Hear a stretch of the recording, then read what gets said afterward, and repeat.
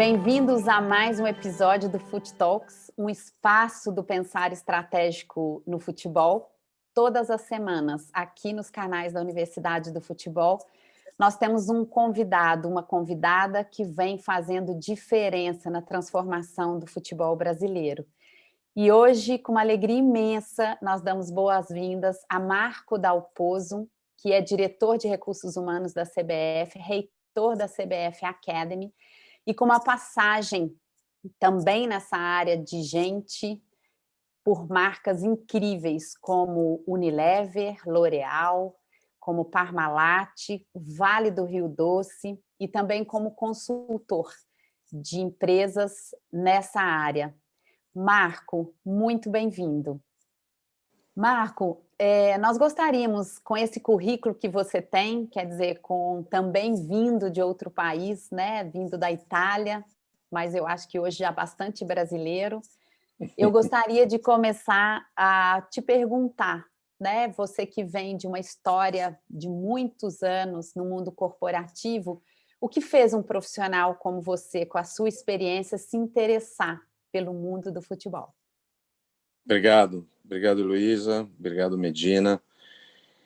A transformação, acho que sempre busquei lugar, o que me atrai é transformar organizações e pessoas. Então, acho que o futebol no Brasil representa a raiz, representa a cultura brasileira e é o que eu chamo de world class, no sentido algo que o mundo já aprecia, mas deveria conhecer mais e melhor. Além disso, tem um aspecto social muito forte em trabalhar com futebol. O desenvolvimento de pessoas pode e deve acontecer mais através do futebol. E não vamos esquecer que o futebol é a maior fábrica de talentos deste país e, no ecossistema do futebol, é a maior fábrica de talento do mundo. Então, para quem se faz esta pergunta de como se constrói uma fábrica de talentos, porque, ao final, é isso que um profissional da área de recursos humanos e organizacional é atraído ou investiga na sua carreira e desenvolvimento profissional, é quase uma chamada irrecusável poder trabalhar na CBF. Marco, nós sabemos que uma boa formulação estratégica no futebol brasileiro passa por um bom diagnóstico, né? Atualmente, pelo menos essa é a minha impressão, né? Gostaria de ouvir a sua, temos um gap, não só na gestão política, na administrativa e técnica do futebol brasileiro. Como é que você vê esse cenário e a perspectiva de melhorarmos essas condições assim, nos próximos anos para nos tornarmos cada vez mais competitivos? Obrigado, Medina. Eu tenho uma visão bem simples. O Brasil conseguiu ser mundialmente reconhecido no futebol e respeitado no futebol através de duas grandes qualidades: a paixão e a excelência nas quatro linhas, a excelência técnica em campo. Imagina se, além desses dois elementos que são vitais, que não podemos perder e precisamos respeitar, a gente agrega uma terceira, que é o nível profissional de uma empresa, de uma forma de pensar e de enxergar o mundo que é profissionalizada na gestão, né? Acho que isso se torna imbatível, não que a gente tenha que competir com ninguém, mas seguramente se torna algo muito mais sustentável e de boa qualidade. Acredito que, para daqui para frente ganhar no campo, precisa ganhar fora do campo. E ganhar fora do campo significa investir em profissionalização e em boa gestão. Eu já vi casos em outros setores, o setor da saúde, o setor da própria educação, que com boa gestão eles são sustentáveis além de ser excelente do ponto de vista qualitativo da proposta, e outros no qual, se a gestão não for boa, a excelência técnica cai também do ponto de vista da atividade core. Então, nós precisamos, com certeza, fazer isso, né? Aqui temos paixão e excelência técnica, aqui nós temos a qualidade da gestão, e nós precisamos elevar a qualidade da gestão sem perder a qualidade técnica e a paixão. Marco, pegando nesse ponto aí, eu queria te perguntar, como é que você vê essa indústria desse ponto de vista de gestão, comparando o que você hoje vê aqui na realidade brasileira com os benchmarks globais? Onde estamos e como a gente pode acelerar essa transformação para chegar aí em clubes de excelência, em países que estão mais à frente, mais organizados, que já começaram essa jornada há mais tempo? Eu tenho uma visão talvez um pouco transgressora nesse sentido do que eu mais escuto. Acho que também do ponto de vista corporativo, o Brasil é world class. Na gestão também, tanto que nas grandes multinacionais onde eu trabalhei, ou você, para se tornar número 1 de uma Unilever ou de uma L'Oréal, etc., ou você tinha passado por países como o Brasil, ou como a Índia, ou como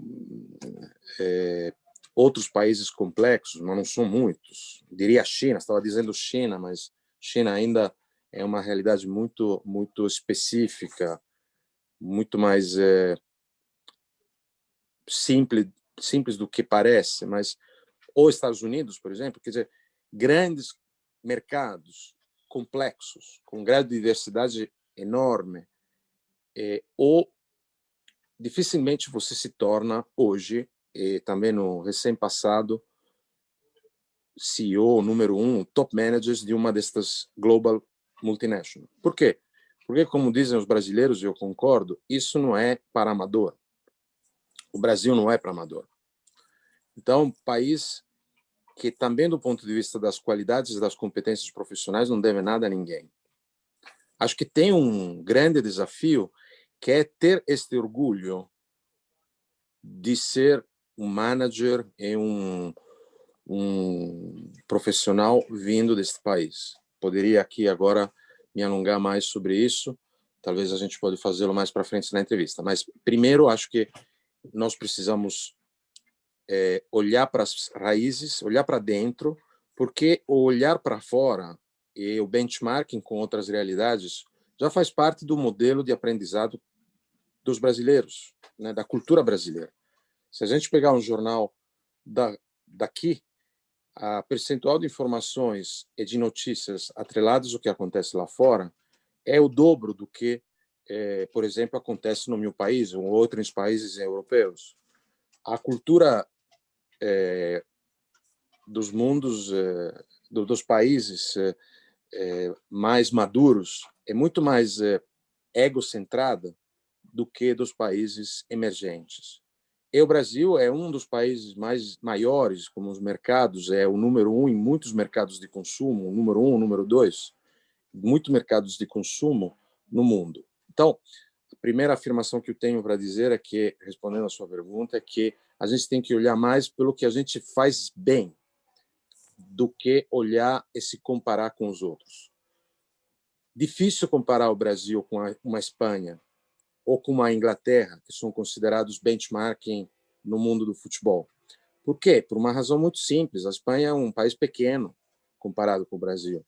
A Inglaterra é um país pequeno comparado com o Brasil, né? Cabem 20 Espanhas no Brasil. Então, sim, claro, a gente tem que fazer benchmarking, mas isso já se faz, e muito. Mas a gente não precisa perder esta centralidade da experiência brasileira. Além disso, se a gente colocar a definição do mundo atual, contemporâneo, alguns usam a linguagem do mundo VUCA, né, de vulnerability, uncertainty, complexity, ambiguity. acho que a cultura brasileira e a forma de gestão que se faz aqui é adequada, sabe lidar com o incerto, sabe lidar com o ambíguo, sabe lidar com a complexidade. O que se trata é de expandir isso mais. Se eu pudesse, entendeu? Daria uma geral toda ao management que está nos clubes brasileiros, mas sem perder a raiz de ser brasileiro, porque já tem lá muita coisa. O que precisa é talvez agregar algumas ferramentas, como a gente está tentando fazer juntos, para que os profissionais sejam mais. Precisa de volume. Como é uma fábrica de talentos de jogadores de futebol, vamos gerar uma fábrica de talento de profissionais que lidam profissionalmente na gestão do futebol. Se eu pudesse ter uma varinha mágica, faria isso. Olha, Marco, o seu ponto é tão incrível, me fez voltar a exemplos tão concretos só para ilustrar o que você falou. E esse ponto me trouxe ângulos que são muito importantes. Lembrando, né, na Tetra Pak, de onde você sabe que eu vim, que a gente hoje sabe que a gente se encontrou em algum momento, o país mais exportador de talentos era o Brasil. Exato. Porque a sede da Tetra Pak está em 170 países e entendia que isso que a gente traz, que a gente agrega, muito legal o seu ponto. E a própria Unilever, de onde você sabe que eu tive o prazer de servir essa companhia maravilhosa durante 4 anos, a Unilever e as multinacionais, como você bem cita, vinham aqui beber dessa questão de gestão. Isso é tão verdade, então e as ferramentas, trazer mais gente, cito aqui a alegria, né, do que está sendo feito na nossa missão aí, tanto de CBF como de universidade, de atrair esses talentos, né, juntos e com programas com posicionamentos importantes quanto no espírito de precisa-se de uma aldeia para educar uma criança, como se diz na África.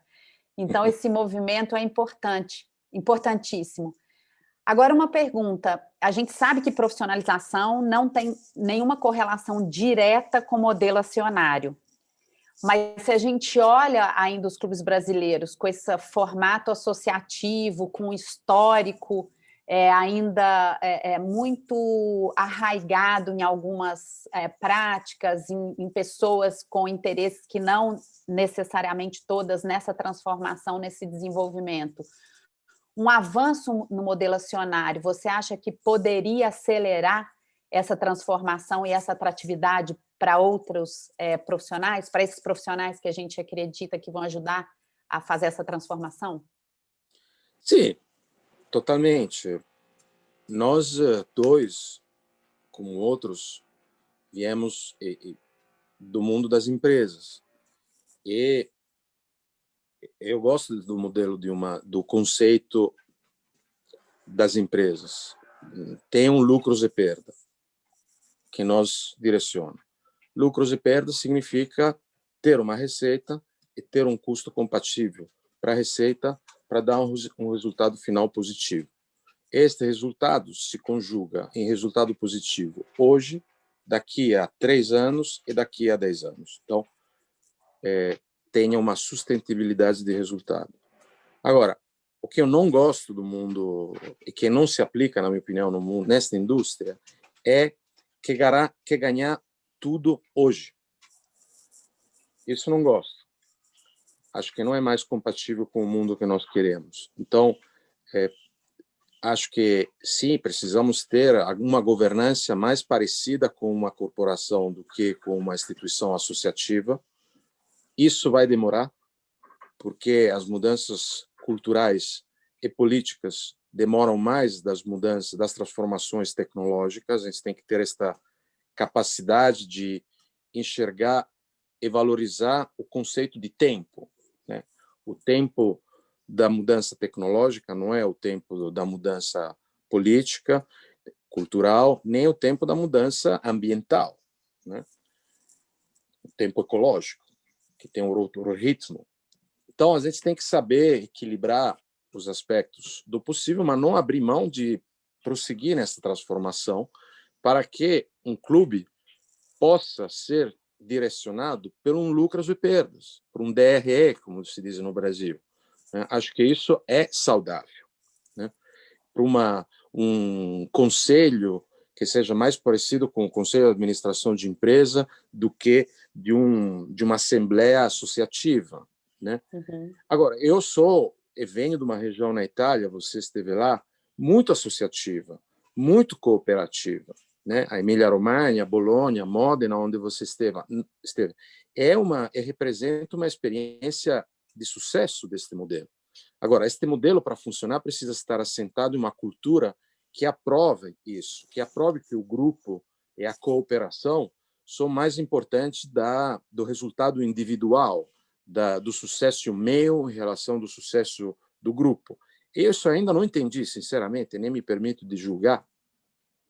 Se o Brasil, esta cultura permeia a maioria. Eu vivi no Brasil, cheguei no Brasil em 93, com a chegada do Plano Real, nem quero falar de pessoas, mas do Plano Real, vivi os últimos 6 meses de hiperinflação, e depois vivi todo o processo de migração para a chamada inflação controlada, né?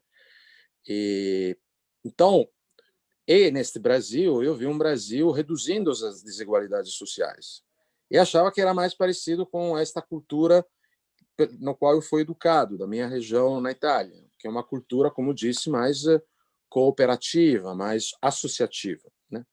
Depois, agora, nós estamos em um período de um mundo que estou aprendendo, estou observando e analisando, mais individualista, mais assim, de um liberalismo econômico que estou conhecendo, com um Made in Brasil que eu pelo menos estou descobrindo agora. Então, repito, não me permito de julgá-lo. Mas eu acredito muito neste modelo, que seja, ao mesmo tempo, uma empresa, mas uma empresa social, uma empresa que reconhece que é melhor renunciar a uns de percentuais de lucro hoje para garantir o lucro de amanhã, investindo em sustentabilidade social, econômica, ambiental, em colaboração, em reconhecer que o outro é importante, etc, etc.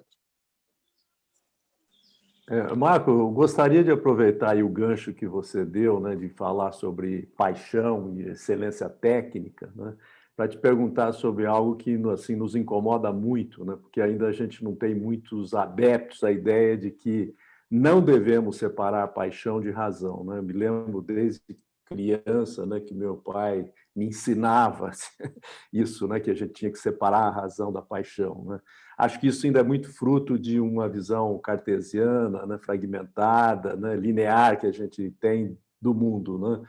Como a gente adota assim mais uma abordagem mais sistêmica da complexidade, né? Isso a gente defende muito, né, na Universidade do Futebol. Gostaria de te perguntar, porque você tem uma formação, né, que te capacita até a fazer essa análise sociológica, né?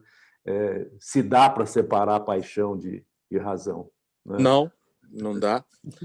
As nossas ideias e as nossas racionalidades estão sentadas em cima das nossas emoções.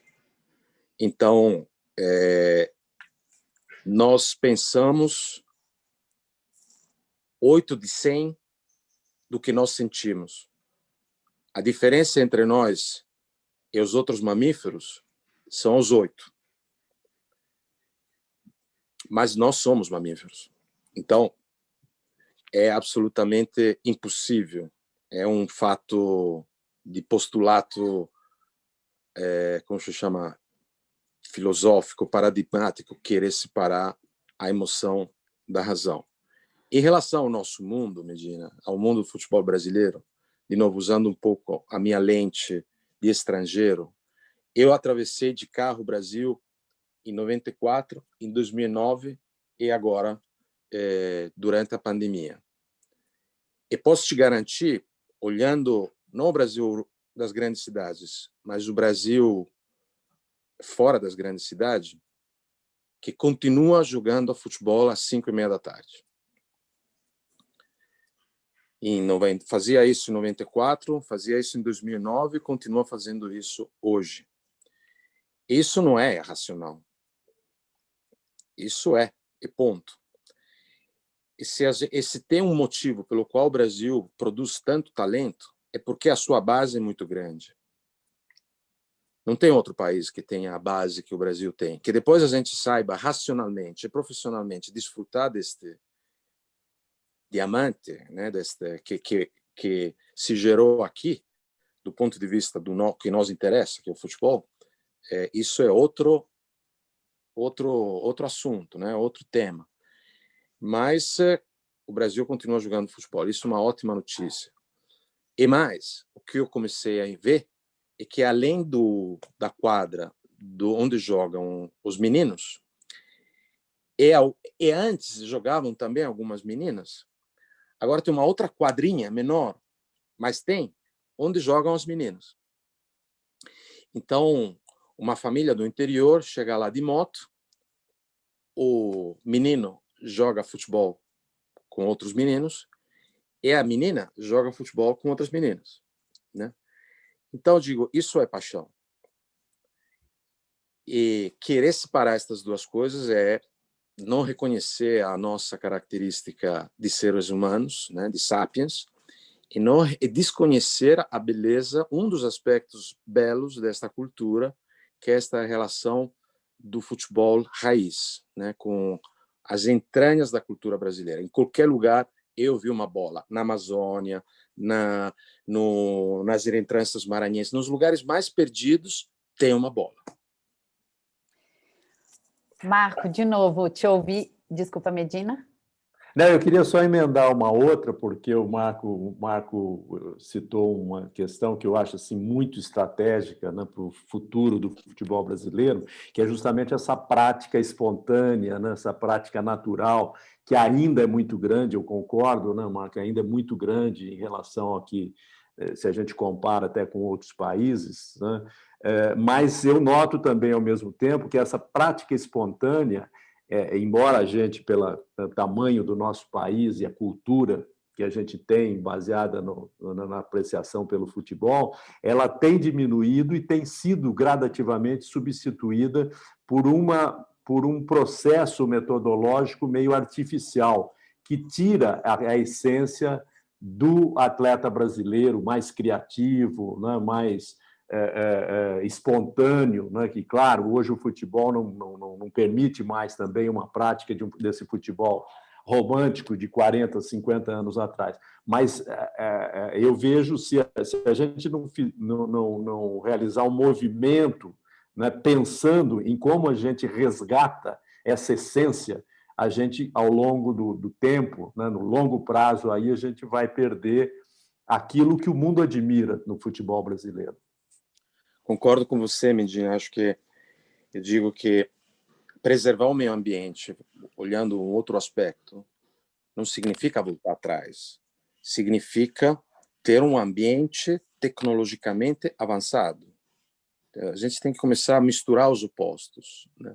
E o futebol é a mesma coisa, não significa voltar ao Magic Team de 1970 ou 82, mas significa não perder esta raiz deste país, da cultura deste país, mas sim introduzindo tecnologia, reconhecendo que os nossos filhos ficam na frente dos computadores, não tem uma digitalização do mundo. Eu digo que origem e original têm a mesma raiz. Então, é possível se juntar as origens com a originalidade.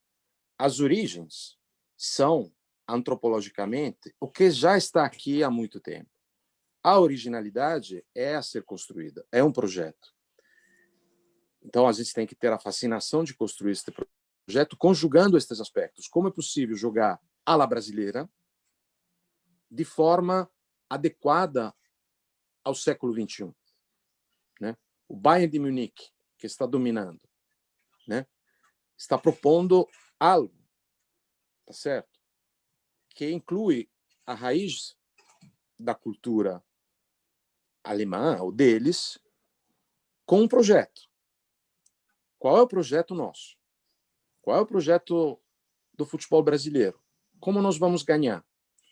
juntando as nossas raízes, que não podemos jogá-las fora, seria um desastre fazer isso, o colorido, o jogo bonito, né? Eu digo que o Brasil, no futebol, tem que maravilhar o mundo. Se ele ganha, não basta. Né? Então, a ambição de jogar bem, ganhando, se torna obsessiva. Tem que ser nossa ambição 24 horas por dia. Né? Mas isso se faz somando as duas características. A raiz, a paixão, o colorido, o jogo bonito, com a organização, o profissionalismo, a tecnologia mais avançada. Não vejo uma contradição nisso. É a história da emoção e da razão. É possível ser originários, ter o teto de palha, como na Amazônia se faz, e ter a melhor internet. As duas coisas não são complementares, não são concorrentes. Marco, o pessoal da produção aqui fica avisando e a gente fala assim, não é possível, que nós estamos aí nesse papo que eu acho que a gente vai ter que continuar, mas dava para puxar tantas coisas, né? E essa rede que a gente está criando de pessoas que querem transformar, eu acho que ela só nos conecta nas várias oportunidades e que essa aqui seja uma de milhares que a gente venha a criar. Eu não poderia deixar, então, de escolher uma coisa que eu sei que é muito cara para você, que é muito cara para a gente aqui na universidade, a partir do que a gente acredita também da transformação pelo conhecimento, né? A gente falou de gestores, a gente falou de pessoas vindo de corporações, enfim. Mas eu queria ir para um ponto e te convido a nos contar um pouco a sua visão de como também nós podemos avançar para que a gente olhe o ser humano do ponto de vista do atleta. Como nós, gestores, podemos olhar a formação. Trago a frase da Sofia, antes de treinar o pé, treinar o coração, como nós podemos contribuir para que essa cadeia seja alimentada, não só com o talento do pé, com o talento dentro do campo, mas como essa nossa rede, que eu diria do bem, pode olhar de maneira muito diferenciada os nossos atletas, com 10, com 11, com 14, com 17, para que a gente tenha uma gestão de talentos, pessoas felizes, realizadas e pessoas que tragam tudo isso que faz parte da nossa cultura. Obrigado, Luísa. Eu acho, de novo, tem uma visão, vou tentar ser bem simples. Existem, na minha opinião, duas escolas, dois tipos de conhecimento. O conhecimento acadêmico e o conhecimento da vida. No Brasil, nós temos gente que tem muito conhecimento acadêmico e muita gente que tem muito conhecimento da vida, de sobreviver, de fazer profissões simples, de ter que encontrar caminhos para o dia a dia. E outros, como a gente já falou, world class. Então, o que nós precisamos fazer pelo bem deste país é encontrar o que estas duas eliminar, reduzir as polarizações e olhar o que mais, quais são as grandes causas comuns. Que seja quem tem a escola acadêmica, e seja quem tem a escola da vida, querem construir melhor. Vou te falar uma: a educação. O futebol. Todos os brasileiros, polarizados ou não polarizados que sejam, acreditam e têm paixão para a seleção brasileira e para o futebol brasileiro, que seja o melhor do mundo. Todos os brasileiros querem melhorar a educação desse país. Eu escuto isso há 25 anos que estou aqui. Mas não avança. Então, que este processo, que esta causa, como se diz hoje, propósito, de olhar pelo que nós temos em comum e não pelo que nos divide, seja a maior contribuição. O que eu estou sentindo do futebol brasileiro, depois de 1 ano e 3 meses que mergulho nele, é que, antes de mais nada, antes dos achômetros, das dificuldades, das questões financeiras, das questões econômicas, políticas, etc., é uma grande família. Eu venho de um país onde ser família também é fundamental. Eu acredito nisso. Acho que tem mais aspectos positivos que aspectos negativos de ser família. Claro que não queremos os negativos, mas vamos olhar para os positivos, né? Então, em família pode se brigar, pode ter conflito, pode, né, mas tem algo originário que nos junta, que todo mundo está juntos. Então, eu digo, vamos melhorar a taxa média educacional deste país. Quem tem, você, eu, que tem uma Dina, que nós fizemos parte privilegiada dos intelectuais, da elite brasileira, vamos distribuir a nossa experiência, o nosso conhecimento, vamos dar para quem pode nos ensinar sobre a vida, que talvez a gente tive que sofrer menos, né? Mas vamos injetar neles o que nós temos para dar. Conhecimento é leve, não pesa. Logisticamente, agora com online, se resolveu também o problema de como transmiti-lo. Então, a gente tem que ser voluntários disso, tem que ser, como se chama, tem que comprar esta causa. Nós precisamos comprar as causas comuns. Por isso, você está no futebol, por isso estou no futebol, por isso Medina está no futebol há muito tempo, quer contribuir para o desenvolvimento socioeconômico e ambiental do mundo e desse país, né? Com conhecimento. Marco, que alegria estar nessa aldeia contigo, para voltar na questão dos africanos. Que alegria ter você aqui conosco. Eu passo para o Medina, para que faça o agradecimento muito especial de você ter aceitado esse convite e de quem nos escuta está interessado também nessa transformação. Super obrigada. Medina. Obrigado a você. Só tenho que agradecer, Marco, a sua, né, gentileza de nos conceder essa entrevista. Eu acho que espaços como esses, como a gente chama de espaço estratégico, né, para refletir um pouco sobre, não só sobre o futebol, né, mas muitas vezes até o futebol como pretexto de a gente discutir a sociedade, né? Acho que esse objetivo foi plenamente atingido aí, né? E assim, pessoas como você são sempre bem-vindas aí nesse universo que muitas vezes carece até de maior reflexão crítica, né? De uma compreensão mais clara até do ambiente onde a gente está inserido, né? Então, eu só tenho a agradecer aí a sua participação, né? E muito obrigado. Obrigado a vocês. Tem um autor brasileiro, Guimarães Rosa, né, que é difícil, mas que um pouco consegui entender e apreciar, entre outros. Mas este é um grande, né, que termina uma belíssima poesia dele com a palavra coragem, né? Então, acho que nós precisamos desfrutar de coragem e ousadia. Temos tudo na mão.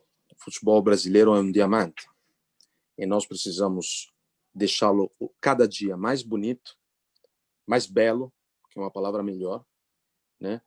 E mais reconhecidos e conhecido e transmitido no mundo todo. Então, os agradeço e contem comigo.